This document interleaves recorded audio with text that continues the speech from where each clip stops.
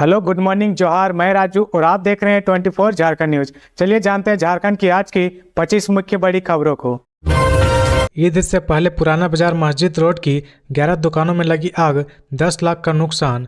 धनबाद के पुराना बाजार के जामा मस्जिद रोड स्थित फुटपाथ दुकानों में ईद से पहले रविवार की अहले सुबह आग लग गई। इससे मस्जिद रोड में अफरा तफरी मच गई। इस घटना में पुराना बाजार मस्जिद रोड की 11 दुकानें पूरी तरह जल गई। वहीं लगभग आधा दर्जन दुकानों को आग से आंशिक क्षति हुई है। इससे करीब 10 लाख रुपए का नुकसान हुआ है।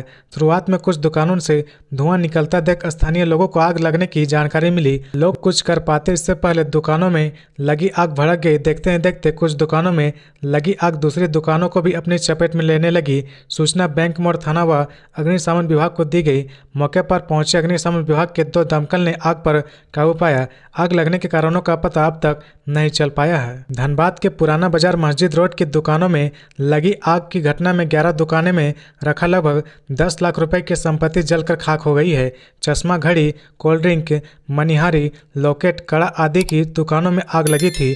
मस्जिद रोड के दुकानदारों ने बताया कि ईद को लेकर सभी दुकानदारों ने कुछ दिनों पहले ही माल मंगवाया था। आग लगने की घटना में व्यापारियों का बड़ा नुकसान हुआ है। दमकल को घटनास्थल पर पहुंचने के लिए काफ़ी मशक्कत करनी पड़ी।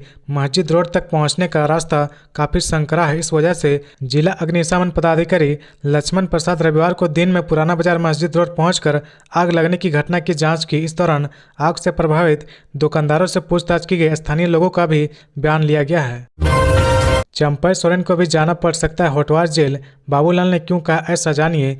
बीजेपी प्रदेश अध्यक्ष बाबूलाल मरांडी ने कहा कि चंपई सोरेन अगर पूर्व सीएम हेमंत के रास्ते पर चलते और अपने क्रियाकलापों में सुधार नहीं किया तो उनको भी होटवार जेल जाना पड़ सकता है। मरांडी ने सीएम चंपई सोरेन को संबोधित करते हुए कहा कि चंपई सोरेन जी इंडिया गठबंधन की महारैली लोकतंत्र बचाने की नहीं बल्कि परिवारवाद, भ्रष्ट तंत्र और भ्रष्टाचारियों को बचाने की मुहिम है। बता दें कि रविवार को दिल्ली के रामलीला मैदान में इंडिया गठबंधन की महारैली हुई। इसमें कल्पना मुर्मू सोरेन के साथ सीएम चंपई सोरेन भी शामिल हुए। बाबूलाल मरांडी ने कहा कि अफसोस है कि चंपई सोरेन शिबू सोरेन परिवार के अंदरूनी महाभारत की परिस्थिति अवश मजबूरी में मुख्यमंत्री बनाए गए हैं। मुख्यमंत्री बन जाने के बाद वे इनके हाथों की कठपुतली बने हुए हैं। कहा कि मुख्यमंत्री चंपई सोरेन ने अपने क्रियाकलापों में सुधार नहीं किया और उसी राह पर चलते रहे तो वो दिन दूर नहीं जब उन्हें भी होटवार जेल जाना पड़ सकता है। बाबूलाल मरांडी ने आगे कहा कि दिल्ली में स्वैग रचने से बेहतर होता कि वे झारखंड के छात्रों की समस्या का निदान करते।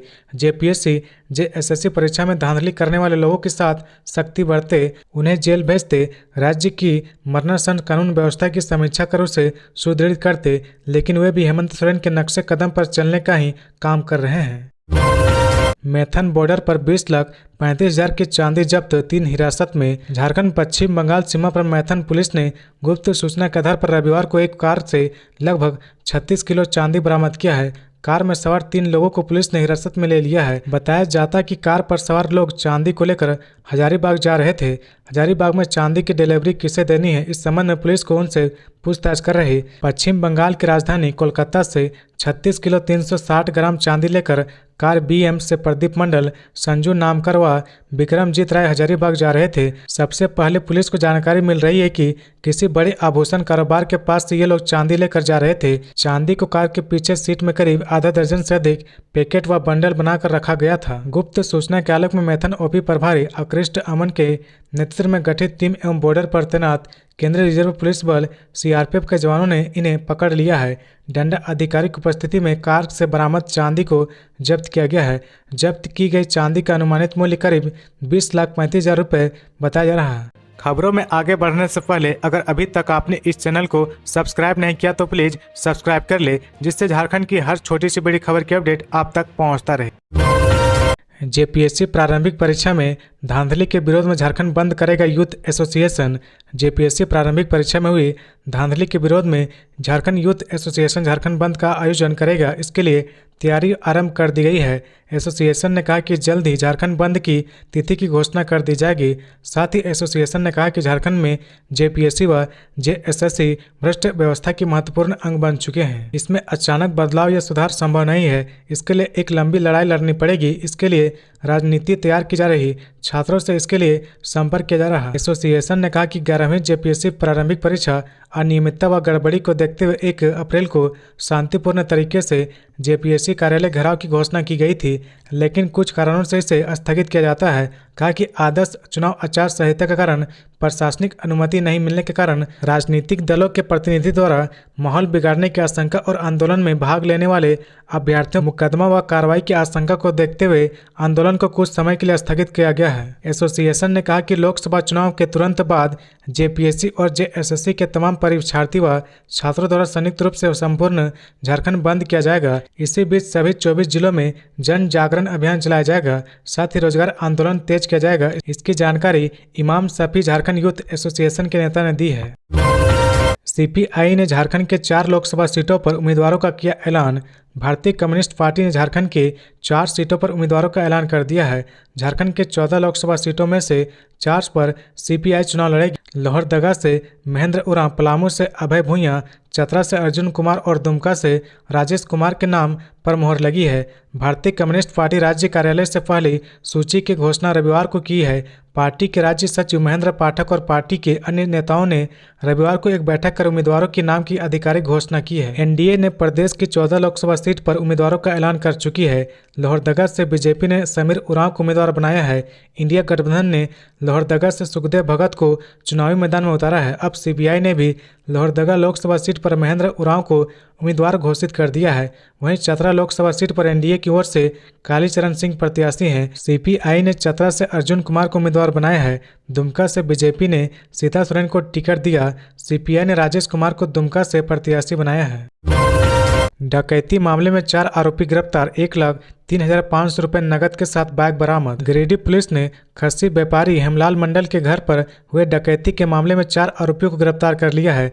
गिरफ्तार आरोपियों में गांडे थाना क्षेत्र का रहने वाला मिथिलेश मंडल, ताराटांड़ थाना क्षेत्र के मुन्ना प्रसाद वर्मा, गांडे थाना क्षेत्र के पांडेडी का सबीर अंसारी और गांधीनगर किशोर शाह उर्फ पहुना शामिल है। इन सभी के पास से 1,03,500 रुपये नकद, 2 बाइक और मोबाइल फोन बरामद किया गया है। इस बाबत गिरिडीह एसपी दीपक कुमार शर्मा ने बताया कि ताराटांड़ थाना क्षेत्र के नवादा गांव निवासी सबिया देवी के घर आरोपियों ने 5 लाख रुपए नकद और सोने के जेवरात की डकैती की थी। इसके बाद पीड़िता परिजनों ने थाने में आवेदन देकर प्राथमिकी दर्ज करवाई और कार्रवाई की मांग की। मामला दर्ज होने के बाद एसडीपीओ सदर विनोद रवानी के नेतृत्व में एक छापेमारी दल का गठन किया गया। टीम में गांडे के इंस्पेक्टर कमाल खां, ताराटांड़ थाना प्रभारी मुकेश पंडित, अहिल्यापुर थाना प्रभारी जितेंद्र सिंह बिष्ट, गांडे थाना प्रभारी रघुनाथ सिंह, पुआनी सुशांत कुमार चिरंजीवी आदि जवानों को शामिल किया गया। टीम ने अलग अलग इलाकों में छापेमारी कर 4 आरोपियों को गिरफ्तार कर लिया है। राष्ट्रपति के सामने प्रधानमंत्री के बैठे रहने के विपक्ष ने मचाया बवाल, कहा यह सर्वोच्च नागरिक का अपमान है। बीजेपी के वरिष्ठ नेता लाल कृष्ण आडवाणी को रविवार को देश का सर्वोच्च नागरिक सम्मान भारत रत्न दिया गया। राष्ट्रपति द्रौपदी मुर्मू ने उनके घर जाकर उन्हें भारत रत्न से सम्मानित किया। उस दौरान ही एक तस्वीर सोशल मीडिया पर तेजी से वायरल हो रहा। तस्वीर में राष्ट्रपति द्रौपदी मुर्मू, लाल कृष्ण आडवाणी और प्रधानमंत्री मोदी है। राष्ट्रपति जहां खड़े होकर उप प्रधानमंत्री को भारत रत्न दे रहे, वहीं पीएम लाल कृष्ण आडवाणी के बगल में बैठे हैं। अब इस तस्वीर पर विवाद छिड़ गया है। विपक्ष ने इस तस्वीर पर आपत्ति जताई है। विपक्ष ने इसे देश के सर्वोच्च नागरिक का अपमान बताया है। पहले आपको बताते हैं कि तस्वीर में क्या है। दरअसल जिस वक्त राष्ट्रपति लाल कृष्ण आडवाणी को सम्मानित कर रही है, उस वक्त प्रधानमंत्री वहां कुर्सी पर बैठे दिखे। पीएम ने उस दौरान बैठे होने पर विपक्ष उन पर हमलावर है। विपक्षी पार्टियों का कहना है कि यह कैसा प्रोटोकॉल है जहां राष्ट्रपति खड़ी और पीएम बैठे हैं, यह सर्वोच्च नागरिक का अपमान है। वहीं झारखंड मुक्ति मोर्चा ने अपने सोशल मीडिया हैंडल से तस्वीर को पोस्ट कर लिखा है कि अपमान, घोर अपमान, महामहिम का अपमान, संविधान का अपमान, लोकतंत्र का अपमान, आदिवासी का अपमान। हालांकि सत्ता पक्ष के नेताओं का कहना है कि यह तस्वीर कुछ क्षण की है, इसे गलत तरीके से प्रोजेक्ट किया जा रहा है। लव ट्रायंगल में नहीं, 20 लाख रुपए के लिए हुई दिव्यांग इंटरनेशनल बैडमिंटन खिलाड़ी प्रशांत सिन्हा की हत्या। जमशेदपुर के बिरसा नगर के अंतर्राष्ट्रीय बैडमिंटन खिलाड़ी प्रशांत सिन्हा की हत्या रुपए मांगने पर उसकी प्रेमिका हजारीबाग के लोसिंगना न्यू एरिया निवासी काजल सुमन ने अपने साथी रौनक कुमार के साथ मिलकर गला दबाकर उसकी हत्या कर दी। हत्या का कारण प्रशांत सिन्हा द्वारा प्रेमिका काजल से रुपए की मांग करना था। प्रशांत सिन्हा हजारीबाग की प्रेमिका काजल पर रुपए लौटाने का दबाव बना रहा था। मिली जानकारी के अनुसार काजल ने झांसा देकर प्रशांत से करीब 20 लाख रुपए वसूले थे। ठगी के रुपए से ही काजल ने हजारीबाग में एक रेस्टोरेंट एटमॉस्फेयर शुरू किया था, जिस पर करीब 20 लाख रुपए खर्च आया था। प्रशांत और काजल ने कई लोगों को झांसे में देकर रुपए लिया है। रविवार को प्रशांत सिन्हा की हत्या का उद्भेदन करते हुए पूर्वी सिंहभूम के एसएसपी किशोर कौशल ने पत्रकारों को बताया कि 11 मार्च को साजिश के तहत काजल सुमन कार से प्रशांत को हजारीबाग ले गई। वह हजारीबाग से किराए पर कार लेकर सोनारी पहुंची। उसने फोन पर प्रशांत को सोनारी बुलाया और साथ ही हजारीबाग रवाना हो गई। हजारीबाग पहुंचने पर काजल ने फोन कर अपने साथी रौनक कुमार वर्मा को बुलाया।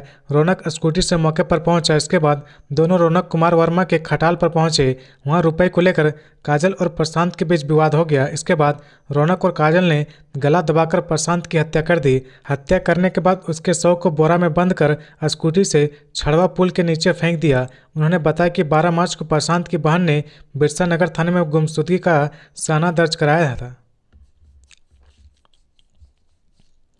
हत्या करने के बाद उसके शव को बोरा में बंद कर स्कूटी से छड़वा पुल के नीचे फेंक दिया। उन्होंने बताया कि 12 मार्च को प्रशांत की बहन ने बिरसा नगर थाने में गुमशुदगी का सनद दर्ज कराया था। इसके बाद सिटी एसपी की अगुवाई में टीम गठित कर मामले की जांच शुरू की हुई। जांच के क्रम में किराए के कार का पता चला। कार चालक ने स्वीकार किया कि वह प्रशांत और काजल को लेकर हजारीबाग गया था। इसके बाद पुलिस ने काजल से संपर्क करने का प्रयास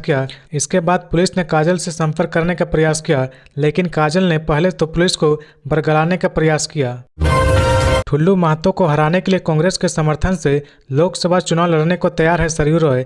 लोकसभा चुनाव से पहले फोन पर धमकी मिलने के बाद जमशेदपुर पूर्वी के विधायक सरयू रॉय ने रविवार को राजधानी रांची में प्रेस कॉन्फ्रेंस करके ठुल्लू महतो पर जमकर हमला बोला। उन्होंने कहा कि ठुल्लू महतो जैसे प्रत्याशी को हराने के लिए अगर कांग्रेस पार्टी उन्हें समर्थन देती है तो सरयू रॉय धनबाद से लोकसभा चुनाव लड़ने के लिए तैयार है। सरयू रॉय ने भारतीय जनता पार्टी भाजपा के विधायक और धनबाद से लोकसभा चुनाव के लिए घोषित प्रत्याशी ठुल्लू महतो पर जमकर हमला बोला। कहा कि इस शख्स पर 49 केस दर्ज है। इसमें हत्या की कोशिश के कई मामले शामिल है। आर्म्स एक्ट के तहत 15 मामले दर्ज है तो 13 से अधिक मामले लूट और रंगदारी से जुड़े हैं। उन्होंने पीएम मोदी के खिलाफ बने 27 दलों के गठबंधन इंडिया को नसीहत भी दिया है। कहा कि वह किसी स्वच्छ छवि के उम्मीदवार को चुनाव में समर्थन दे जो ठुल्लू महतो को पराजित कर सके। सरयू रॉय ने कहा कि उन्होंने कांग्रेस के वरिष्ठ नेता आलमगीर आलम से बात की है। अगर कांग्रेस पार्टी समर्थन देने के लिए तैयार हो तो सरयू रॉय धनबाद से ठुल्लू महतो को हराने के लिए लोकसभा चुनाव लड़ सकते हैं। सरयू रॉय ने कहा कि ठुल्लू महतो चुनाव लड़ने के योग्य नहीं है। उन पर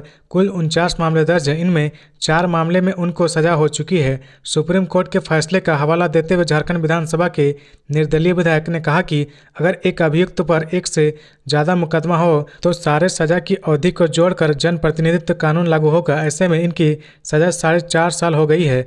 भाजपा के संगठन मंत्री को बताना चाहिए कि किस आधार पर ठुल्लू महतो को उम्मीदवार बनाया गया है। झारखंड में युवाओं को लुभाने में जुटी पार्टियां कैसे बने निर्णायक। झारखंड में सभी पार्टियां 18 से 29 साल के लगभग 71 लाख युवा मतदाताओं को लुभाने में जुटी है। पार्टियां सूबे की युवाओं को लुभाने में कोई कसर नहीं छोड़ रही। आंकड़े बताते हैं कि सूबे में युवा वोटर निर्णायक भूमिका में हैं। ये युवा वोटर उम्मीदवारों के निर्वाचन में अहम भूमिका निभा सकते हैं। बता दें कि झारखंड की 14 लोकसभा सीट पर 13 मई से 1 जून के बीच 4 चरणों में चुनाव होंगे। इस रिपोर्ट में जाने कि झारखंड में युवाओं को लुभाने के लिए क्या है राजनीतिक दलों की तैयारी। राज्य मतदाता सूची के अनुसार लोकसभा चुनाव में 2.55 करोड़ मतदाता पात्र है। इनमें 70,83,000 युवा वोटर हैं, जबकि 34,85,000 महिलाएं हैं। कुल युवा मतदाताओं में 11,39,000 महिला सहित 22,33,000 वोटर 18 से 22 साल की उम्र के हैं। ये पहली बार अपने मताधिकार का इस्तेमाल करेंगे। पहली बार वोट डालने जा रहे 18 से 19 साल की उम्र के मतदाताओं की संख्या 8,08,000 है। इनमें 4,48,000 महिला वोटर शामिल है। सत्तर और झामुमो सरकार युवाओं के लिए शुरू की गई अपनी कई योजनाओं पर निर्भर है। इसमें एजुकेशन लोन देने से लेकर कौशल उपलब्ध कराना तक शामिल है। झामुमो के एक पदाधिकारी ने कहा कि युवाओं के लिए गुरुजी क्रेडिट कार्ड, लड़कियों को तकनीकी शिक्षा के लिए मानकी मुंडा छात्रवृत्ति, मुख्यमंत्री सारथी योजना और निजी कंपनियों के स्थानीय लोगों के लिए 75% आरक्षण का प्रावधान शामिल है।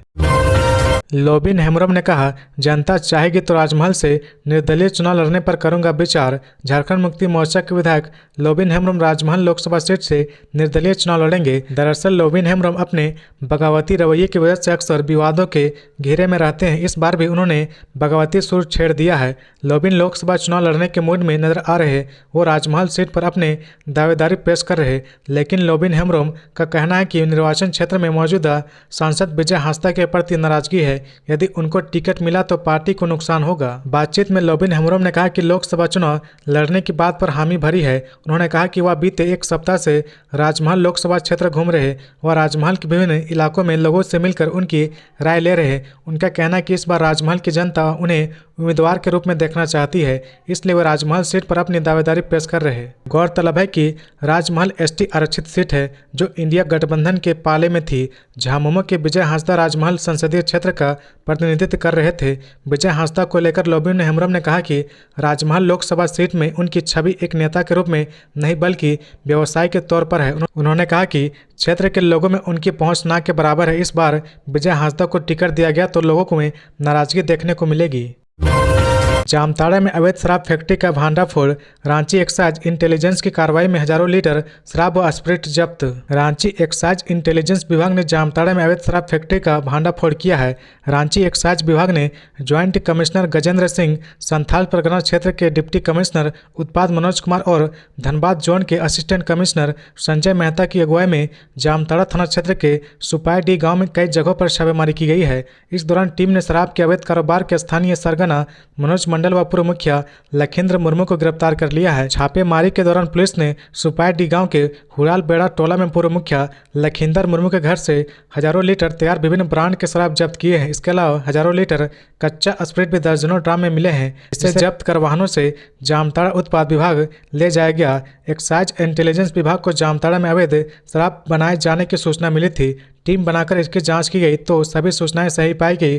पता चला कि यहां बनने वाली नकली शराब को बिहार के विभिन्न क्षेत्रों में खपाया जाता है। इसके बाद टीम बनाकर छापेमारी की गई। यहां से भारी मात्रा में शराब बनाने के यंत्र और कच्चा निर्माण सामग्री पुलिस ने बरामद किए हैं। सभी जब्त सामानों को उत्पाद विभाग तक विभिन्न वाहनों से लाया जा रहा। छापेमारी टीम में उत्पाद अधीक्षक सौरभ तिवारी, जामताड़ा एसडीपीओ विकास आनंद लागोरी, जामताड़ा के थाना प्रभारी राजेश कुमार मंडल व उत्पाद विभाग के एसआई शामिल थे। जमशेदपुर में आदिवासी सम्मिलित के रूप में मना बाहर सरुल पर्व। लोग बोले प्रकृति व संस्कृति है जीवन का आधार। जमशेदपुर के बिष्टुपुर स्थित गोपाल मैदान में रविवार को बाहर सरुल पर्व आदिवासी सम्मिलित सम्मेलन के रूप में मनाया गया। आदिवासी युवा संगठन के आह्वान पर पूरे कोल्हन के युवाओं का यहां जुटान हुआ। बाहर सरुल पर्व में संथाल, हो, मुंडा, भूमिज और अन्य जनजातीय समाज के युवाओं ने अपनी आपसी एकता और अखंडता का प्रदर्शन किया। इस सामाजिक समारोह में लोगों ने विभिन्न सांस्कृतिक कार्यक्रमों के माध्यम से अपने एक दूसरे के साथ गहरा संबंध बनाया। साथ ही उन्होंने सामूहिक रूप से बाहा पूजा कर प्रकृति की उपासना की, जिससे प्रकृति के महत्व को समझाया गया। इस समारोह में प्रकृति की रक्षा करने के संकल्प को भी मजबूत किया गया, जिसे आदिवासी समाज अपने जीवन का आधार मानते हैं। सम्मेलन में युवाओं ने प्राकृतिक संसाधनों के प्रति जागरूकता और संवेदनशीलता को बढ़ावा दिया, जिससे स्थानीय समुदाय के सांस्कृतिक और प्राकृतिक धरोहर के सम्मान में वृद्धि हो। इस अद्वितीय पर्व के माध्यम से समाज ने अपनी विविधता और सांस्कृतिक धरोहर को उजागर किया। यहाँ युवाओं ने एक दूसरे के साथ अपने संबंध के महत्व को समझाया, साथ ही प्रकृति के साथ भी एक संवेदनशील और समर्पित संबंध का विकास किया। इस सामाजिक उत्सव ने युवाओं को एक साथी और समृद्ध समाज के महत्व को समझाने में मदद किया। बाबा नगरी देवघर को क्यों बांधा गया 3 दिन के लिए, जाने क्या क्या होता है गमाली पूजा में। विश्व कल्याण के लिए बाबा नगरी देवघर में नगर गमाली पूजा का आयोजन मंगलवार को पांडा धर्मरक्षिणी सभा की ओर से किया जाएगा। माता की पूजा से पहले रविवार को मां काली के मंदिर में शरबत चढ़ाकर नगर को 3 दिनों के लिए बांधा गया है। इसके बाद मंगलवार तक शहर में रहने वाले लोग बाहर नहीं जाएंगे। अगर किसी को शहर से बाहर जाना भी होगा तो देर रात तक उन्हें वापस आ जाना होगा। सोमवार को सभा की ओर से अध्यक्ष डॉक्टर सुरेश भारद्वाज द्वारा महामंत्री निर्मल कुमार झा मंटू की अगुवाई में धर्म ध्वजा के साथ शोभा यात्रा निकाली जाएगी। इससे पूर्व मंदिर परिसर में स्थित सभी मंदिरों में सभा की ओर से धूप दीप जलाकर देवी देवताओं को मंगलवार के दिन गमाली पूजा के दौरान उपस्थित रहने का निमंत्रण दिया जाएगा। उसके बाद भव्य शोभा यात्रा के साथ सभी लोग बड़ा बाजार स्थित आजाद चौक के निकट मां शीतला के मंदिर में जाकर निमंत्रण देंगे। मंगलवार को शाम से लेकर देर रात तक देवघर नगर में माता की तांत्रिक विधि से पूजा होगी। साथ ही काली मंदिर के सामने हवन किया जाएगा। वहीं मंदिर में माता के खप्पड़ को जलाया जाएगा। शहर के लोग शाम से लेकर रात तक खप्पड़ में धूमन अर्पित कर मंगल कामना करेंगे। लोकतंत्र बचाओ रैली नहीं बल्कि परिवार बचाओ रैली है। बीजेपी का इंडिया गठबंधन पर कटाक्ष। विपक्षी गठबंधन इंडिया की मेगा रैली पर बीजेपी ने जोरदार हमला किया है। बीजेपी नेता सुधांशु त्रिवेदी ने विपक्ष की रैली पर कटाक्ष करते हुए कहा कि कभी भ्रष्टाचार विरोधी आंदोलन की मेजबानी रामलीला मैदान करता था, जहां आज सभी भ्रष्टाचारी एक साथ नजर आ रहे हैं। यह लोकतंत्र बचाओ रैली नहीं बल्कि परिवार बचाओ भ्रष्टाचार छुपाओ रैली है। उन्होंने कहा कि दिल्ली में आज विचित्र दृश्य देखने को मिल रहा है। आम आदमी पार्टी पर कटाक्ष करते सुधांशु त्रिवेदी ने कहा कि ये वही लोग हैं जो कभी भ्रष्टाचार के खिलाफ मुखर थे और उस पर वार करके सत्ता में आए थे। आज ये उन्हीं भ्रष्टाचारियों के साथ मंच साझा कर रहे हैं। आज की राजनीति का दिन महत्वपूर्ण है क्योंकि रैली उस राज्य में हो रही जहां का मुख्यमंत्री हिरासत में और सरकार चला रहा है। बीजेपी प्रवक्ता ने राजद प्रमुख लालू प्रसाद यादव और जेएमएम शिबू सोरेन का नाम लिया और कहा कि ये दोनों जेल जा चुके हैं। कांग्रेस के कई नेता जेल जा चुके हैं। राहुल गांधी बेल पर बाहर हैं। आगे सुधांशु त्रिवेदी ने कहा कि ये सभी पार्टियां इंडियन पॉलिटिक्स में विश्वसनीयता के संकट को दर्शाते हैं, जबकि पीएम मोदी के नेतृत्व में बीजेपी विश्वसनीयता की राजनीति और अपने वादे को पूरा करने के पिछले रिकॉर्ड का प्रतीक है। तो ये थी आज की झारखंड की टॉप बड़ी खबरें। इसी तरह झारखंड की हर छोटी सी बड़ी खबर देखने के लिए आप हमारे चैनल 24 झारखंड न्यूज को सब्सक्राइब करके बेल आइकन प्रेस कर ले, जिससे झारखंड की हर छोटी सी बड़ी खबर की अपडेट आप तक पहुंचता रहे। तो आज के लिए बस इतना ही। हमें दीजिए इजाजत, फिर मिलते हैं नेक्स्ट न्यूज में।